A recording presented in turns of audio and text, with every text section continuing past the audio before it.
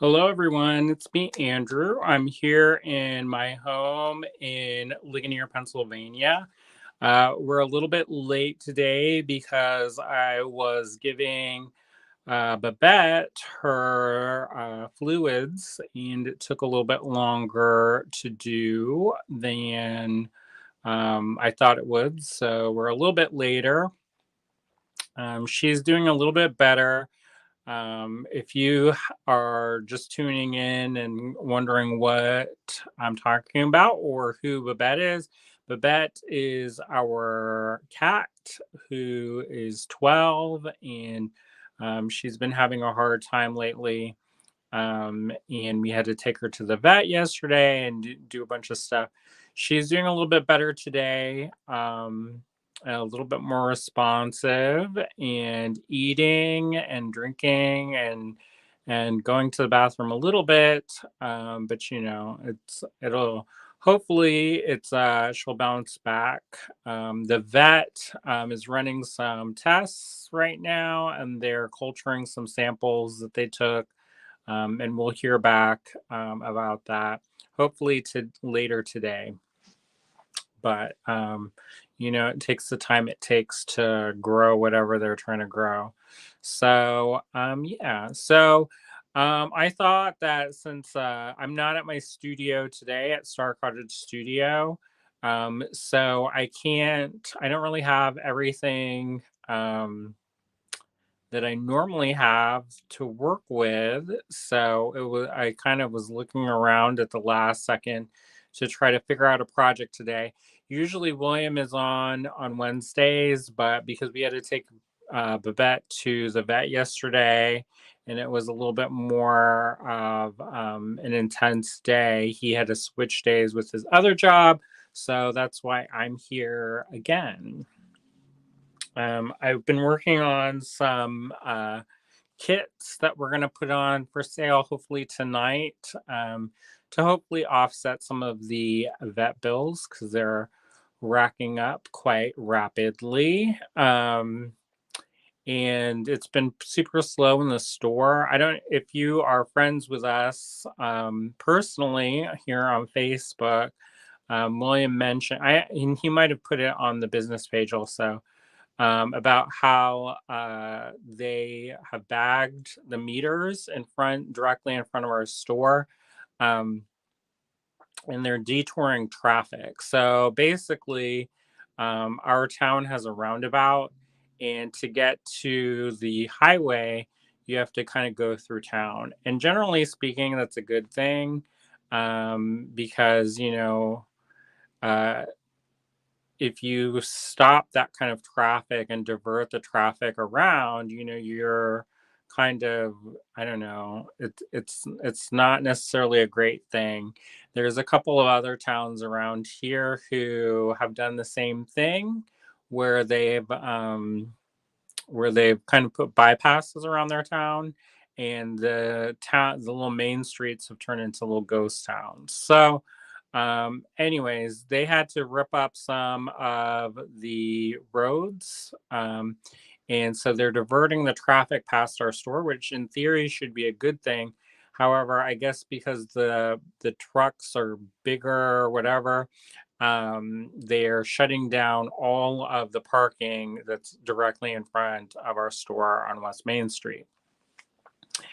So that's kind of a challenge, and we've noticed that our business has taken a hit because of it.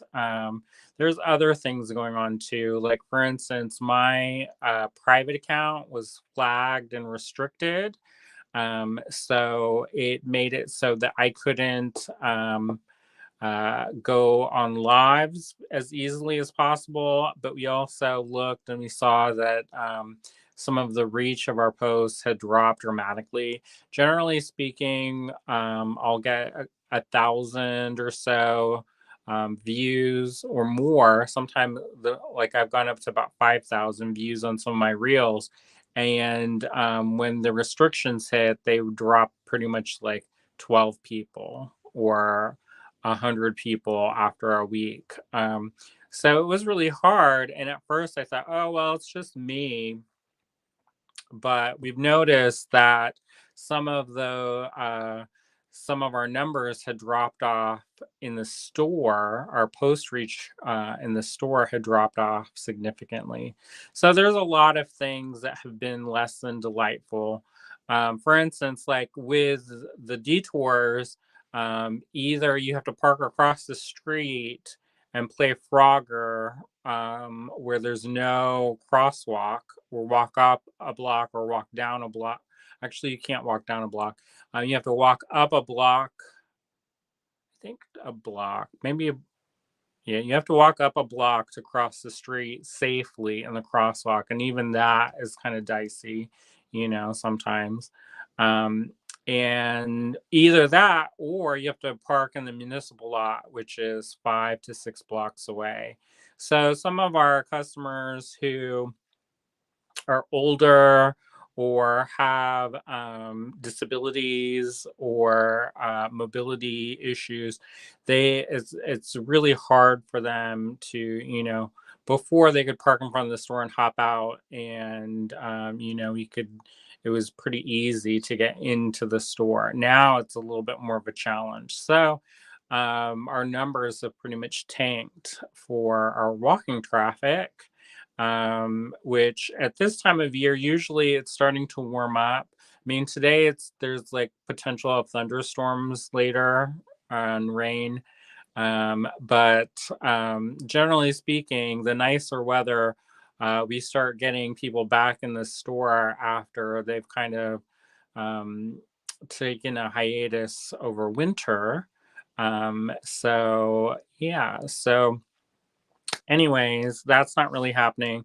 So it's just a really frustrating time trying to get everything, uh, you know, jiving in the bank account when you have a sick pet. Luckily, we have a care credit card, but we can only put so much on that. So, anyways, I'm not going to get too much into it, more than I already have just now, because it kind of puts me not necessarily in a bad mood, but it's just like one of those things where, for the past couple years, we've been trying, working, pushing, and it's just it's like death by a thousand cuts, except they're more like hammer blows that we're kind of keep you can only keep going so far before you just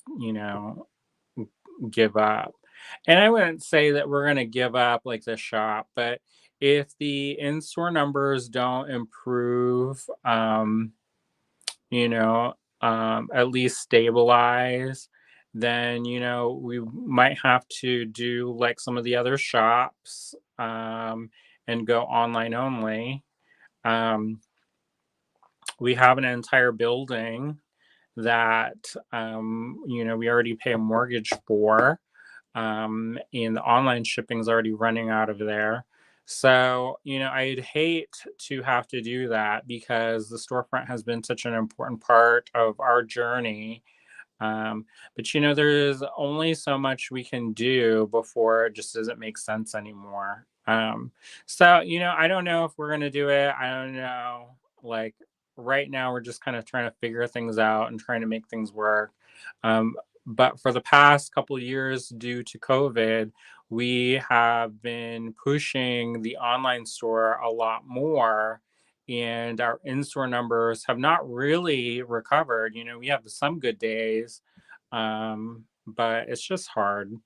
And then with all the added other stresses, it makes it even harder. And truthfully, I probably wouldn't be on today, if it was up to me. But I do think it's important that we put the time in for our community, and we're really lucky to have a really supportive and loving and caring community. So. We appreciate all of you out there who have made this dream possible. And I'm when I talk about things, I hope people realize that I'm not trying to be dismissive of people and their contributions to our journey, or somehow undervalue that, or I don't know. I just don't want people to feel I don't know. It's just hard right now. And I don't want people to feel bad for decisions that we have to make. Because, you know, I know that you all are invested. Many of you we see every day here, and we're friends on social media, and we are a part of your lives as much as you are a part of our lives. So I know that sometimes it's hard when you see somebody that you care about struggling. But we are super fortunate to have what we do, and we're going to keep working and trying as hard as possible. I'm trying not to look at the comments. I know that seems kind of a douchey thing to do, but I'm barely kind of hanging on, so I'm not gonna try to have a weeping festival in front of you all. So let's do this project and focus on creating something and making something, and hopefully adding a little beauty to the world. All right, so let me flip this around.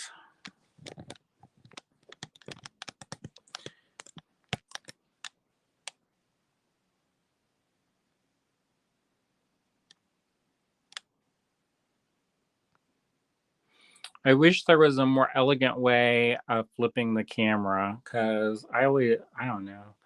It looks so janky compared to some of our friends who have, multiple cameras set up, or a boom camera, and we're just using our iPhones. Which I can't complain. We're very lucky to be able to have them. All right, so when I was thinking about what to do today, I was like, so what do I have? It's kind of like when you go and you have to fix dinner, and you look in the cupboards and you kind of rattle around in the cupboards, and you're like, what can I make with ingredients in the cupboard? Sometimes people do this for a creative challenge, limited palettes or whatever. But me, I guess it was, it's just the way things are.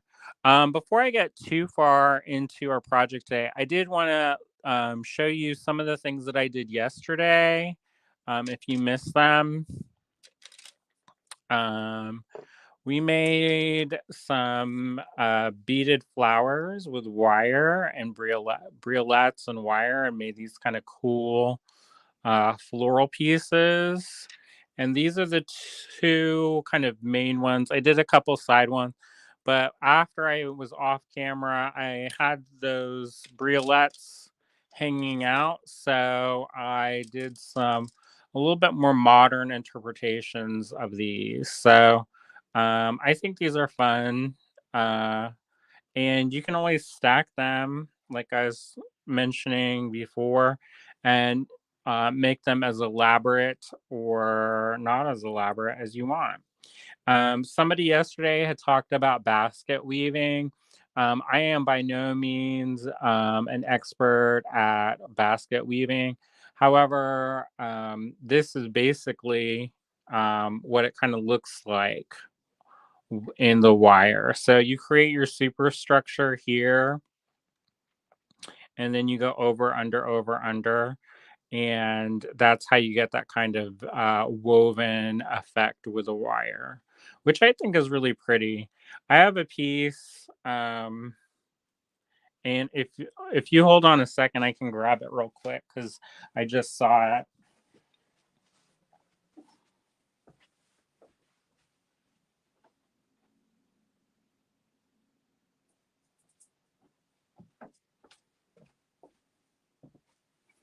And this isn't maybe the best example because it's a little bit janky, but I had mentioned yesterday that I was really inspired at one point by Alexander Calder and his jewelry work, which is mostly wire. And so he has a piece that is kind of like this, where he has this pod that he is woven around. And inside, there's a little treasure, and there's just some river stones that I picked up. I think in the one he did, it's like a tooth or something. I don't know. I can't remember exactly, but it's I really do enjoy his work, and I think that if you're interested in wire um and making wire jewelry, that's a really wonderful reference point to enjoy. Now the book is a little bit spendy. I got it on sale, and it's at the cottage, but it's called like Calder Jewelry. Um, and so there's some really cool pieces, and I definitely encourage you to check that out if that interests you. But anyways, that's what kind of this looks like when you do this a little bit more. And this is beaded, so but you could layer these even more. I sometimes think that a lot of times as a designer, I'm just making these little components that I then fit together and then kind of figure out how they best kind of fit together. And then, it's all about bringing those pieces and parts together. Anyway, so we did that yesterday. The we did these ones yesterday, but this is the same kind of idea, just a little bit not on camera. So I got a little bit better of an angle to wrap the wires, which I think is helpful, you know. Anyways, so yeah, so we did that. Um, and if you missed that, you can check that out in our replay. It's also available on YouTube. So if you go to our YouTube channel, I'll show you the YouTube address, which is that. We just reached 1,000 subscribers, and we thank you very much for helping us reach that goal. We couldn't have done it without you, literally. So thank you so much for that. We're going to be start working on. We had a plan on hopefully developing more content, pretty soon after we reached our 1,000 milestone. But then with Babette getting sick and stuff, it's not really the best time to do it. We've been working in it's just really hard. And one of us is always with her pretty much. Um, so it's hard to kind of go to the cottage. Like last night, I had to go to the cottage to pick stuff out for the kits, and I just felt so guilty about leaving, but William was here, so he kept an eye on her. I just hate the idea that something might happen and I'm not there. And I have a class tomorrow night, and I'm kind of just, I don't know. I don't want to say I'm dreading it because it's the last in the series and I'm excited for it. But at the same time, um, I just don't want anything bad to happen to her and then have me be away. And, she's my kind of my designated kid. Um, they say you don't pick your favorites or whatever, but she's always kind of been my little buddy. And Paolo, he kind of, all of our kids are all of our cats are, they spread their time out pretty, they try to spend time with each of us. But Paolo kind of was William's little buddy, and Babette is my little buddy. And so it's like Barnaby is more with William and Gilbert's more with me. But anyway, so it's just a hard thing. I don't want to miss the class, but also at the same time, especially since I paid for it.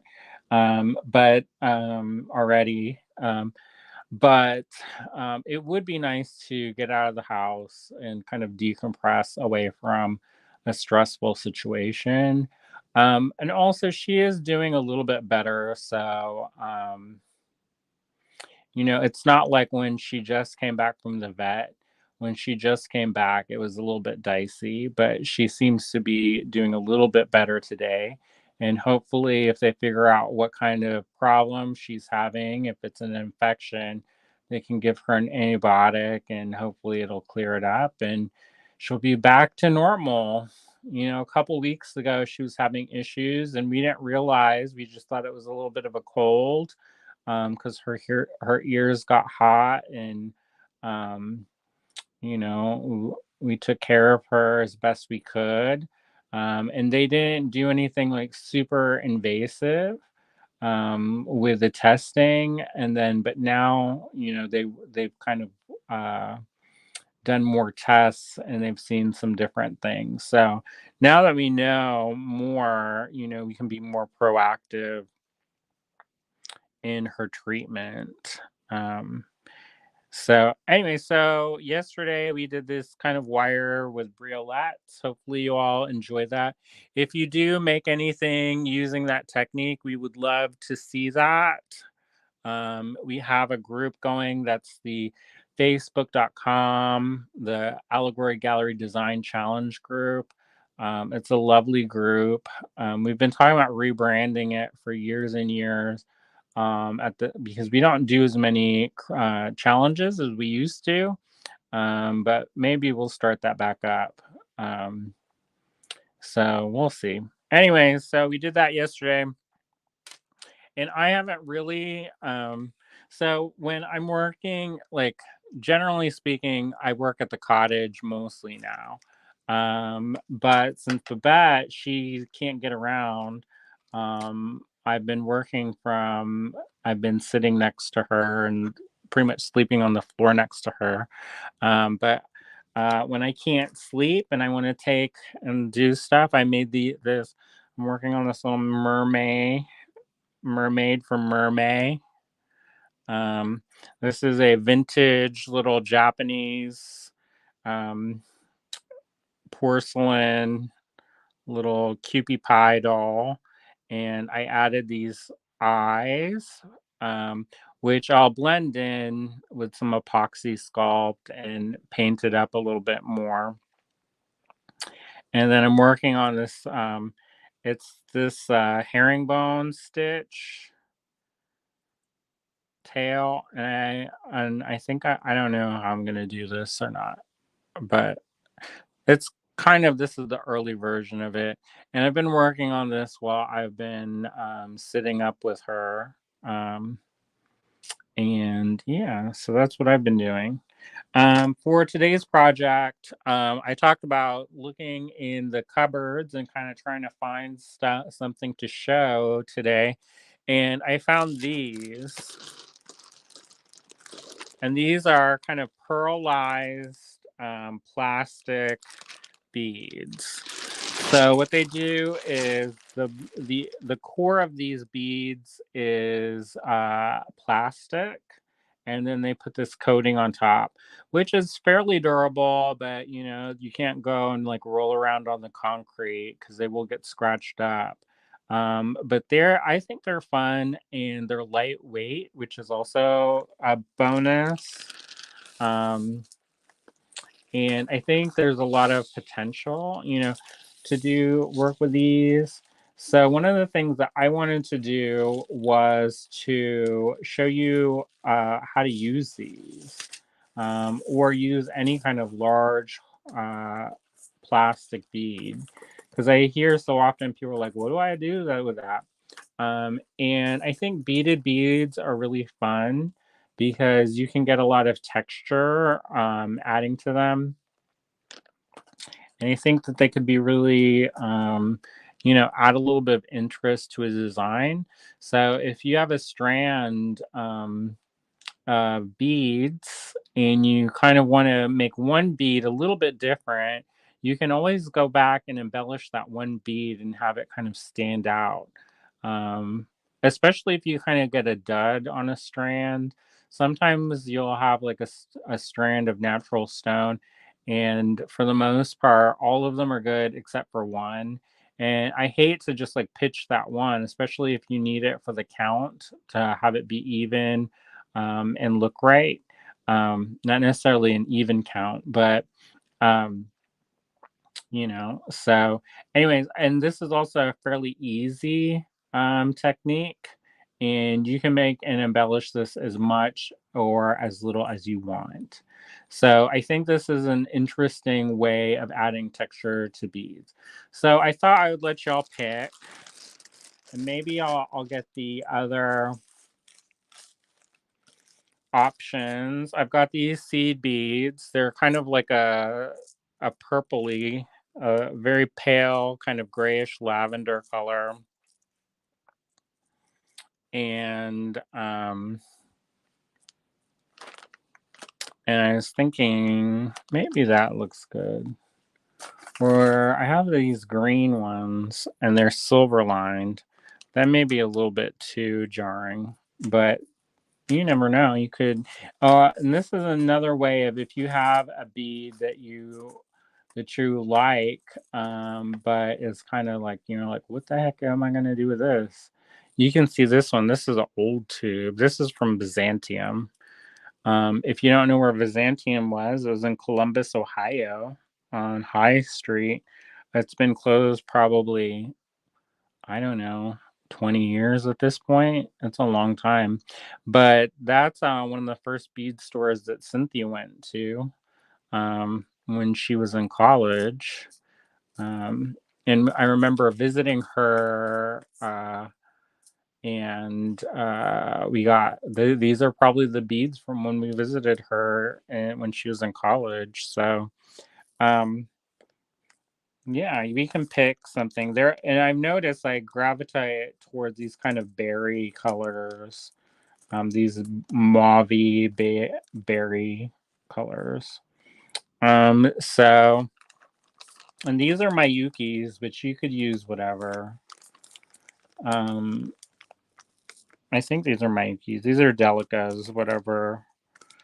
Um, I know these are Mayukis because we sell these.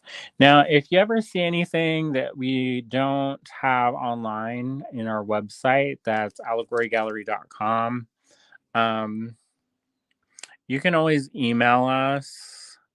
And if you do email us at info@allegorygallery.com, and we can always get back to you.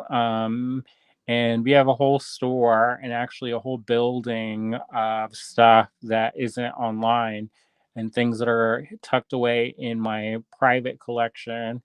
Um, and so if you email us, you never know. Maybe I have it, maybe I don't. And yeah, so otherwise, you can find us over on our website. That's allegorygallery.com. All right, so I think for the sake of ease, these are a little bit bigger, so they'll string up a little bit faster.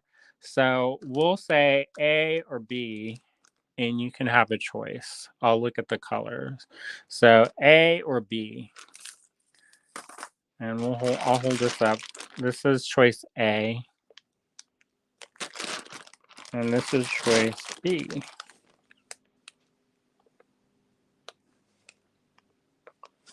I see Michelle says A. And so far, Susan says A, Marianne says A. So I'm guessing Norma says A.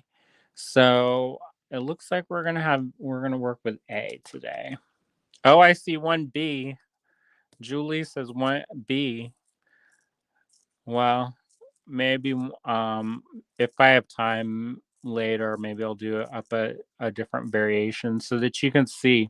Another really cool thing that you can do, especially if you have a really brightly colored um, core bead, is you can use transparent beads like this, and it will pick up those colors underneath. So, but the thing is, though, today, though, I only have this smoke colored fire line. And if you use a transparent bead, you should use the crystal. And the reason why is that then you won't see this cord inside. Now you can do that. You can do things where you can see the cord, and I think that that's a cool something that people don't really do a lot of, but I've been thinking about it. Um, and I'm not going to say anything too soon about that, because if I spill all the secret things that I have been thinking of, then that's not that great, you know? Um, so anyways, let me get in position. So it looks like we're going to be using one of these. Now the cool thing is that they're lightweight, so you don't have to worry about, you know, if you have a bunch of these, it's not too bad. For our project today, we will also need a needle. This is a size 10 beading needle. We've got our microfuse braided bead thread, and then we'll need something to cut our bead thread. So what I'm going to do is I'm going to cut off a wingspan of thread. This is 6-pound thread.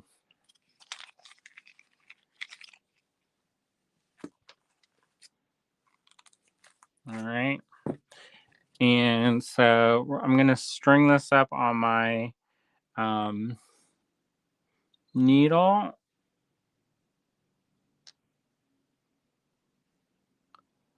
And yeah, now I'm using all one kind of bead and one color. But if you wanted to do patterns, we used to sell these. They were made in Guatemala, but they were these beaded ornaments. And unfortunately, the guy that we used to work with to do the custom designs, he passed away. So we can't get those made anymore. However, yeah, so it was really impressive. All right, so the first thing we're going to do is we're going to take our needle and pass it through our bead, and we're going to pull this down fairly close to the end. And so that's gonna, we're gonna leave about a 6-inch tail or so. And then what I'm going to do is I'm going to tie it, and then I'm going to tie it again. And when I do this, it's called a double knot or a surgeon's knot.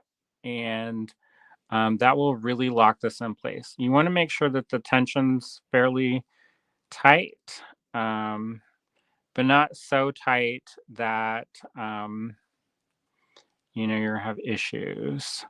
All right, so the next thing I'm going to do is I'm actually going to trim this. If you wanted to, you could secure that knot with a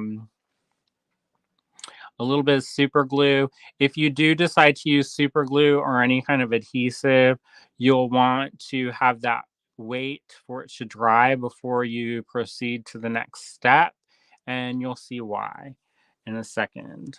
So once you have your knot tied and the thread trimmed, you'll take your needle and pass it through your beaded bead again, and it just fell out. And then you'll pull this. And what we're doing is we're also going to be sliding the knot inside the bead. And that way you don't see the the thread like dingle dangling out. It's hidden inside of the bead, which I think is cool. Now, there's a couple different ways you can do this. You could do it so that whenever you string this up, you put beads first. I feel like it doesn't really matter necessarily,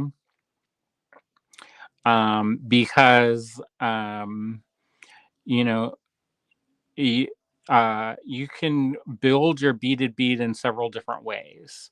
And that may not make sense, but it depends on how elaborate you want to do these. Now, if you want to make a simple, easy way of doing this, you just string this up and pass it back through, tie it, string it up, pass it back through, tie it, string it up, and just repeat until you cover the whole thing. Now, there are more complicated stitches. that require this kind of superstructure of this thread or this thread bridge. So if you wanted to have them poke up and have them be vertical, that would be a brick stitch. And in order to do that, you kind of have to pass this back through and create that grid work first, but then you can have the beads kind of stand up on end. Um, and kind of make it look like ridges all along this beaded bead. Um, you can also do peyote stitch, which is another way to cover this entirely. And again, it's really up to you. But also, if you have this thread hanging out, it's not going to be the end of the world. Um, you know, it is what it is. So I'm just going to pour out some of these beads, and I'm going to show you the first technique really fast. Since these are vintage seed beads, um, they, I wish that they were a little bit more measured in the sense that I knew that if I strung up 10 beads, they would always equal the same length. Um, and it would be 10 beads always, and it would always be an inch or whatever. However, since these are vintage, and probably antique at this point, um, then sometimes they're not super the same size. So you can string up 10 beads and it will look different than if you string up another 10 beads. So just keep that in mind, um, for when you're doing this. And you can just measure it with your eyeball, or you can measure it um, a little bit more methodically, I guess. But really, it's just kind of eyeballing it, I find. And the first row is always a little bit the trickiest because it will want to move around a lot. And Um, the other trick about this is that sometimes if you use really small seed beads, the smallest seed beads will want to go in the hole and clog up the hole. So you kind of have to be mindful about that. You don't want to clog up your thread, your hole for your beading wire, beading thread, or whatever you're going to use. So don't add too many beads, because then you'll block it up, and then you'll be like, oh no, I can't fit anything in there because there's beads in there. So all I did is I strung this up and I passed it back through here, through the big main core bead, and I'm going to pick up this thread bridge and pull it until it gets this little loop. And I don't know if you can see that or not. And then I'm going to pass the needle through this loop, and I'm just going to gently tie it. And that's going to make a small knot that's going to anchor that in place. And you don't have to do that necessarily every time, but at least the first row and the subsequent, just you really want this so that it doesn't fall apart, you know. So at least the first row, or whenever you feel it being loose and you need to add that extra security, and then you just basically repeat that over and over. And you don't always have to do the little anchor knot, unless you want to, um, for security. Now, and you may be wondering, why wouldn't you add that little knot? And the reason why is if you add too many knots, it can plug up the hole. So I try to do at least like every other one.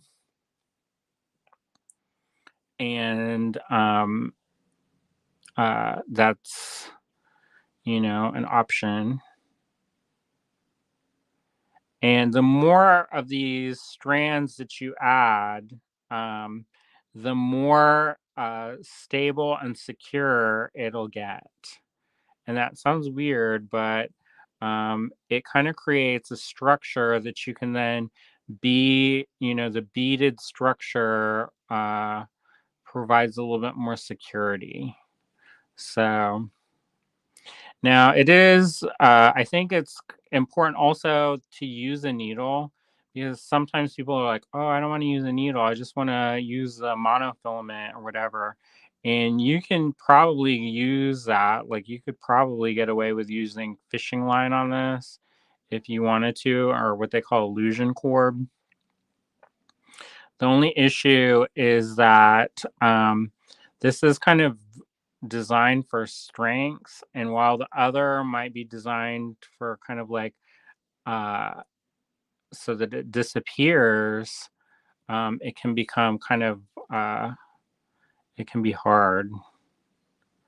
So you just keep this up over and over, and it's all about controlling your tension and making sure that as you add, you are firmly adding the your strands, um, but at the same time you're not like pulling so hard that you break your thread.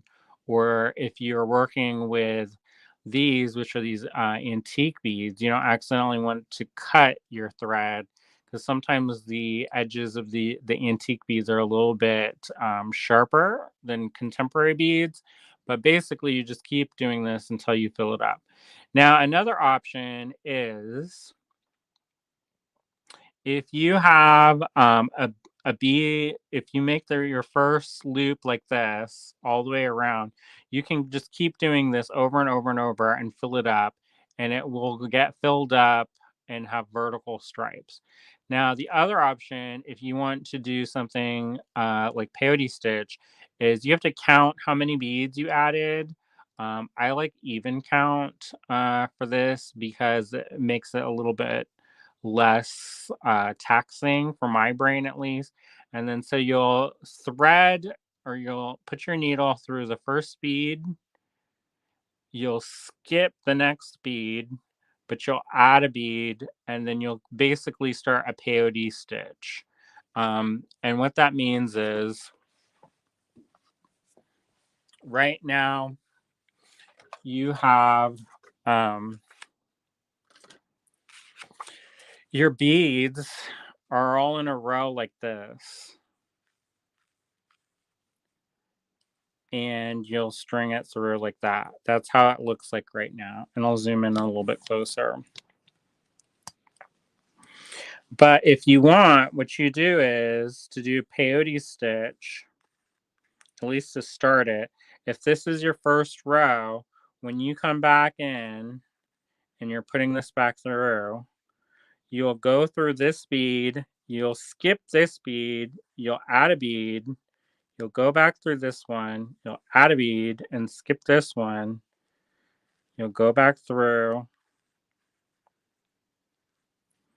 And so what happens is it creates this kind of pattern where it's got basically like missing teeth. And I know that that's probably not the most beautiful imagery that I could pull from.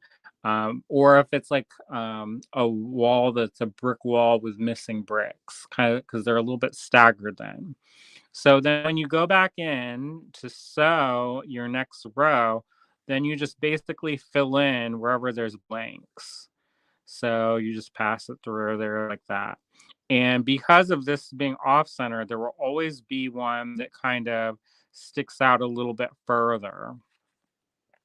So you just pass it back through and pass it back through. So that's how you do basic, easy peyote stitch. I'm sure there are other people out there who have much more experience, not only in making peyote stitch things, but in describing how to do it. And there's a lot of really talented people who do that. So if you're one of them, um, good good job. Um, and but I'll just show you real quick if you can see that. So I've passed this through the first bead, I've skipped the second bead, and I'll go into my third bead. Now, this is an important thing about tension is that you don't want your tension too tight because if you get it too tight and you have these kind of cylindrical beads, they'll want to lock together and you won't be, they'll be so hard to get your needle in that it will just be kind of a nightmare to try to get that so that they, I don't know, can you see that? So then it becomes one, two, one, two. Um, but you won't be able to fit your needle in. So if you can't fit your needle in, then you can't really do anything. So um, that's good if you have the multiple row technique where you just have one. But this is another thing where it just depends what you like to do. You could probably do brick stitch on this as well. Brick stitch and peyote stitch, they work really well together. And if you did that, probably I would start with like a ladder stitch that went all the way around, at least the half the length, and start off kind of the same way that we did before. But I would start with maybe a ladder stitch. And then once you have that ladder stitch first few rows, then you can build on those. Um, with I got that tangled. Now, remember, whenever we have issues with this, then you back out using the eye of the needle side. Because if you don't, you can split your thread and actually sew it into your design, which makes it incredibly hard to do that or to fix. Because then you're basically splitting the thread or splitting the stitch. If you're a knitter, then you know what that is, and that can be, you'd be like, how did I end up with more stitches or dropping a stitch? And you're like, oh. So it is a little bit fiddly, but once you get that first kind of initial row set down, it becomes way easier. um and I messed up because I didn't have an even count, but that's all right because what I'll do is I'll just add this on and get them to lay straight, and then I'll just make a loop here and knot that on, and then it'll almost be like there's another bead at the end. All right, so once you get to the end, it looks a little bit funky right now.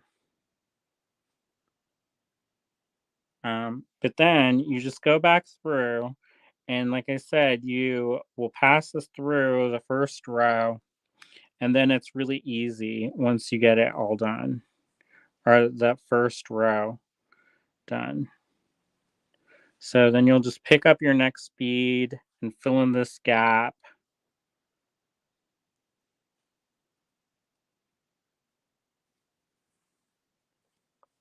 And then you just keep going all the way around.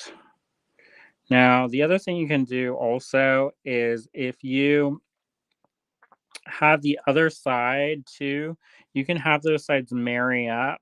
Um, and so then when you get them together, they will lock together almost like a zipper, which I think is pretty cool. I wasn't planning on doing peyote stitch. Otherwise, I kind of do these step outs beforehand so that you're not just watching me sew beads onto a bead. But this is just a variation on a beaded bead that you can make. Now, if you are like, I think this is a cool look, but I am not a seed beater and I have no desire to be a seed beater, you are in luck because we do, I believe we still have some, but we actually sell beaded beads. Now, the other option is to do something that's called an increase and decrease. And basically, you work on here.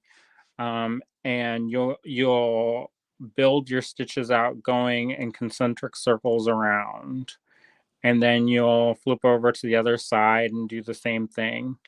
And that's, you can do a circular brick stitch for that to get it started. Which I don't know if I'm going to go into doing a circular brick stitch, because it's not a pain in the butt necessarily, but it's like definitely its own thing. And I feel as though we've already done like a circular brick stitch tutorial. So if you have questions about that, you can always look at our old videos. And yeah. All right. So I showed you how to start this. And basically, you just keep going and you fill that in until it's all full or as full as you want it to be. And it's super loosey goosey right now, but the more you add to it, the fuller it will get. So don't get super worried about that. All right, I'm going to finish this up off camera because otherwise we're just going to be sewing beads on a bead and you're going to be like, oh my gosh, what am I doing to myself? Why do I hate myself? And I'm going to go check on Babette real quick. And so I hope you have a great rest of your evening. William should be back tomorrow regularly. So he started a video, I think it was on Monday or last week, I can't remember, where he was showing vintage stuff. And I think he has more vintage stuff to show. So if you're interested in seeing more vintage things, tune in tomorrow. We are kind of dealing with a crisis in our household. So, please be patient with us as we kind of navigate these things. Hopefully, she'll be better as soon as possible. And won't have to be like, prefacing stuff, but, you never know. So, anyways, I will see you later. Hopefully, you have a great rest of your week. And please do, if you are interested, check out the online store tonight. That's allegorygallery.com. And we should have a bunch of new kits tonight. And I made these, all the kits that are going to be debuting tonight are made with the intention to offset some of the new vet bills. Like, we kind of try to set aside money for a rainy day just in case, because when Paolo got sick, it was thousands and thousands and thousands of dollars. And it was really hard. We were super lucky to be able to do it, because sometimes, people aren't able to do it, and it's really hard. But the store has been kind of slow, so we are not able to put aside as much money as we would have liked. So any orders that come through right now, it's greatly appreciated. We always appreciate those orders, but even more so now, because it will help pay for the extra medical bills that we weren't planning for. All right, so I will see you next week or whenever. All right, bye bye.